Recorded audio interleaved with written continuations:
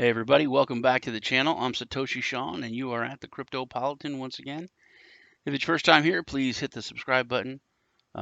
Channel's just starting out, but we're really growing fast. We really appreciate all the subscriptions.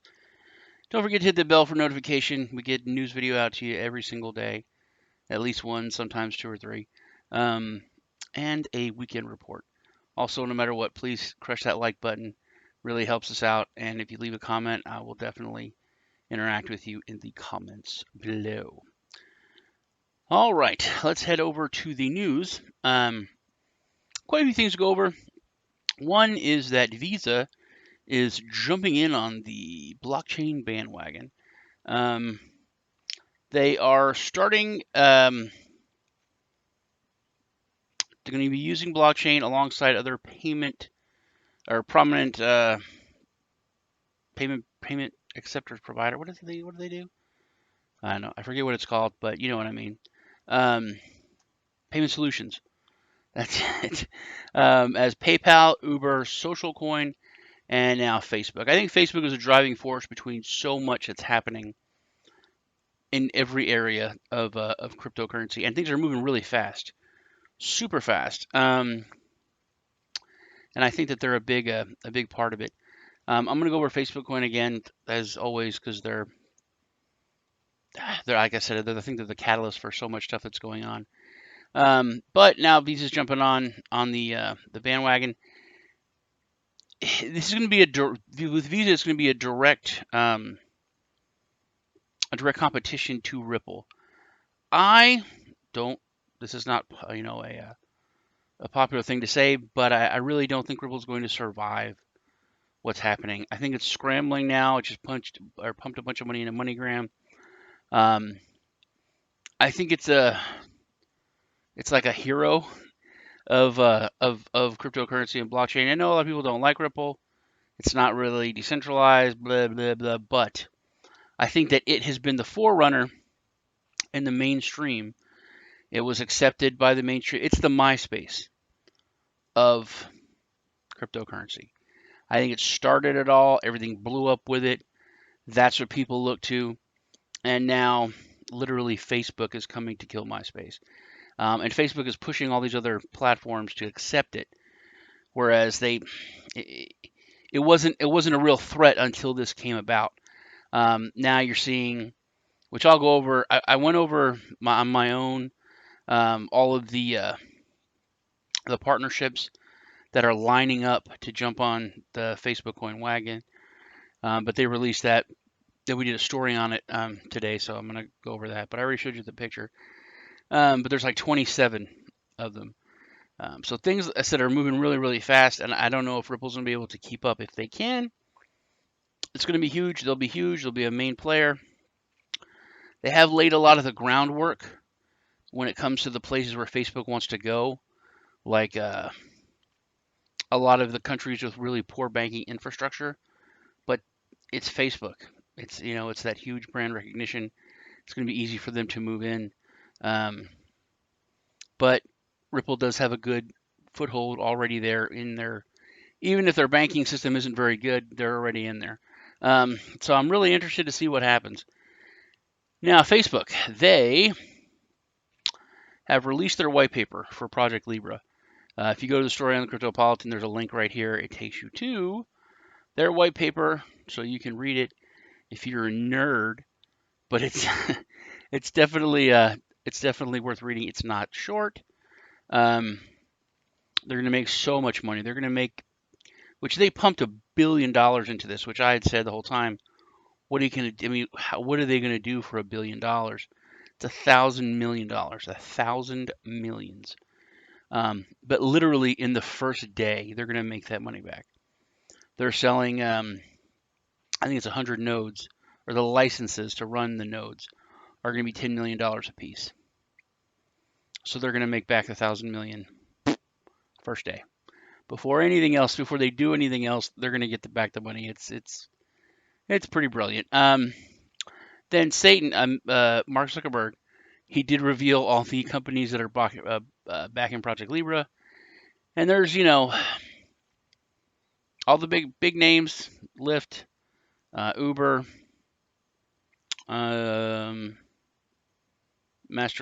Visa was on here.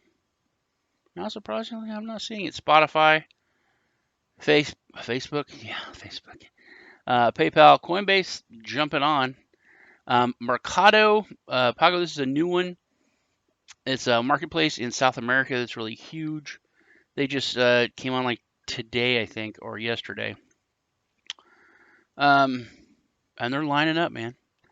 They're lining up to get a piece of it and jump on board. So it's coming. Speaking of Mercado and South America, big news in Brazil, and I think this is another symptom of what's going on in crypto with Binance and other exchanges kicking U.S. Investors out. Thank you for that, by the way. Brazil authorities announced a blockchain sandbox for regulations. I've done several stories in the past couple weeks, if you look back, where a lot of countries are taking major steps for regulation. South Korea, I did yesterday. Most of the South Korean exchanges are now going to take responsibility for if people lose their crypto, even if it's not the exchange's fault. If it was a hack or if something like that happened, even if it was in their technology that caused it, they're going to take responsibility and replace it. So there's a lot of exciting things happening for regulation all over the world, and these different countries are taking action. The SEC has kind of been left behind, which I've always said is going to happen. The United States is going to be left behind, and they're going to try to play catch up. So I think that's what's coming. They're trying to play catch up, and I think they're going to try to, go out in the yard and try to punch the biggest guy in like prison rules to kind of get all these other countries to back down. It's like, hey, we're in charge. I don't know if it's going to work. The whole thing with like the lawsuit with Kick, there's so much going on with the SEC. I think these smaller countries are going to really lead the way, which I've always said. I think they're really going to lead the way, and the United States is going to be playing catch up, and that's exactly what's happening. But recently, the 4 financial authorities in Brazil have made a partnership and announced a blockchain regulation sandbox in South America. The aim is to bring new and advanced regulations for fintech and crypto products. This is one of the things I said that was going to cause the SEC to finally get off its butt and have to start moving and playing catch up, because the United States is losing out on when it comes to tech. China is moving forward. Now South America and any countries that would adopt crypto and blockchain, they're going to move leaps and bounds ahead of countries that don't or that fight it, which I've been saying for months, years, and which is happening now. When you look at a lot of these South American countries, they're going to be bringing in the developers. They're going to be bringing in all these fintech companies. They're going to move in there with, honestly, low wages, low energy costs, and other things which are very, very attractive. And with a solid regulatory framework, there's no reason why someone would stay in the United States. With all the ambiguity, the expensive costs involved, tons of homeless people in San Francisco pooping all over the street. It's not a cool place anymore. After the enacted money laundering laws and also steps taken by the Financial Supervision Council of Brazil for regulation of digital currency, has laid the foundation for this regulatory sandbox, which they busted quite a few scams in Brazil that I went over in some other stories. The Central Bank of Brazil, the Securities Commission, Brazil's Ministry of Finance, and the Superintendent of Private Insurance have joined hands. Oh, that's so nice. To understand this technology and effectively apply its technology to get the maximum benefit from it. They're also exploring different ways to introduce new ideas in fintech. Brazil is going to be a Shenzhen. They're going to be a huge tech mega center, I think, in South America. Honestly, they have one of the most stable governments. It ain't perfect there. Everybody knows that.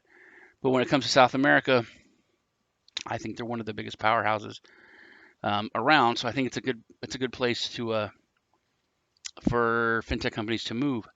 Fun fact, which I did not know, and it's pretty cool, and I think it's a a huge deal. It's been revealed that Brazil has the most crypto owners in all of Latin America, and globally it's in fifth position. Almost 8% of people in Brazil, 8% of people in Brazil will be owners of digital assets by the end of the year. That's insane. America, Japan, uh, the United Kingdom, all these other countries. Okay, fine, but fifth in the world, Brazil. Um, I think Brazil is going to really take off when it comes to fintech, to blockchain, and to crypto. All right. The CFTC busts a Bitcoin scheme, another scam, which I think is terrible, but I'm doing a scam report like every day. And the thing I keep going over is, oh my God, look at how much money they got in such a short time, which means there's so many people who are interested in crypto but just don't understand how to get into it or how it works. But they have this huge desire to get into it, which is a really positive thing. I need to do a lot of Bitcoin basic things on my main channel, Satoshi Sean, just to kind of show people how to buy Bitcoin, how to get in, because I think the next bull run is coming. United States Financial Regulatory Commodity Futures and Trading Commission has launched legal action about a recent discovery of a Bitcoin scheme worth somewhere around $147 million. Really 22,000 Bitcoins. The allegation was against a United Kingdom-based company called Control Finance Limited. I can't remember the name of that group Johnny Broughton had in the 80s. Anyway, which has already defrauded as many as 1,000 investors of at least 22,000 Bitcoins. That means that each one of these 1,000 investors had a buttload of Bitcoins if it only 1,000 people had 22,000. They had like 20 Bitcoins apiece. That's crazy. That's a lot of money. The CFTC does not shy away from names and mentions Benjamin Reynolds. It's classic Benjamin Reynolds, who has been directly involved with Control Finance Limited and participated in the exploitation of the crypto craze from May 2017 until only recently being discovered. It was just a classic pyramid scheme, where they guaranteed payouts, give us your money.